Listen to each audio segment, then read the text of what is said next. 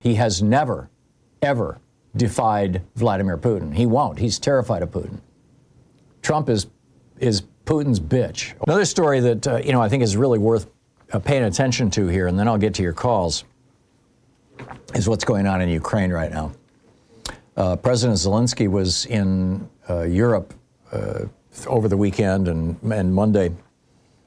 And on Monday, he was asked about giving up territory. See, Putin had this peace proposal, which was basically Ukraine surrenders, Ukraine does away with their army, Ukraine gets rid of Zelensky, Ukraine will never again, will never join NATO. Ukraine will give to Russia not only the territory that Russia currently occupies, but a whole bunch of other territory that Russia wants. And Trump tried to present that to Ukraine, and they basically laughed at it.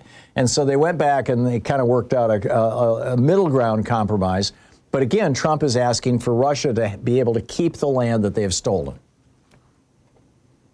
And I mean, Trump is just taking the Putin position here. And so Zelensky goes to Europe and says, help me. Trump has, not provided us with any aid in 11 months now. I guess 12 months, arguably. And, we can't, and Russia is stepping up the attacks. And Russia is now being supplied by China as well as North Korea and Iran with weaponry.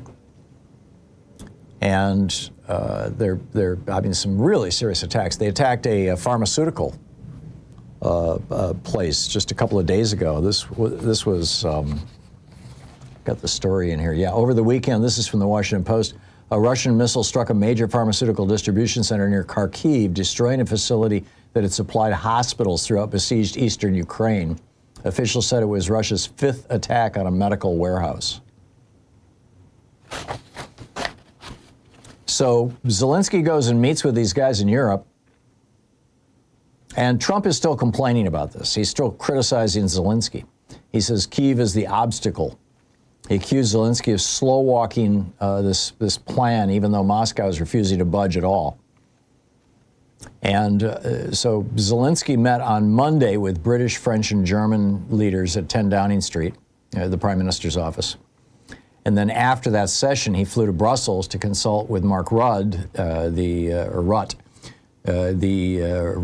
I'm not sure how to say it, the Secretary General of NATO, and Ursula von der Leyen, the European Commission President, the head of the EU's executive arm. And after the meeting, von der Leyen said Ukraine's sovereignty must be respected, Ukraine's security must be guaranteed in the long term as a first line of defense for our union. She's the head of the EU. British Prime Minister Keir Starmer said any deal must include hard-edge security guarantees for Ukraine. He said Europe must stand with Ukraine, strengthening its ability to defend against relentless attacks that have left thousands without heat or light. And French President Emmanuel Macron said work will be intensified to provide Ukraine with robust security guarantees and to plan measures for the reconstruction. Now, I'm not seeing anywhere in there, we're going to provide weaponry, we're going to provide soldiers, it looks like to me like Ukraine is still, to a certain extent, on their own, on the one hand. On the other hand, it seems that, solidarity with Ukraine is coalescing across European nations. And that, I think, is a good thing. But this argument, Trump said Zelensky has to give up Crimea, he has to give up the Donbass, he has to give up, all these territories that Russia has already occupied. This is Putin's position and Trump's position. Of course, Trump always takes Putin's position. In the last 10 years that Trump has been on the national stage here in the United States, ever since he jumped into the primaries in 2015, he has never, ever defied Vladimir Putin. He won't. He's terrified of Putin. Trump is Putin's bitch, or, well, that's the wrong word, and I shouldn't use that word. My apologies. Trump is Putin's, poodle? That's what they used to call Tony Blair relative to George W. Bush.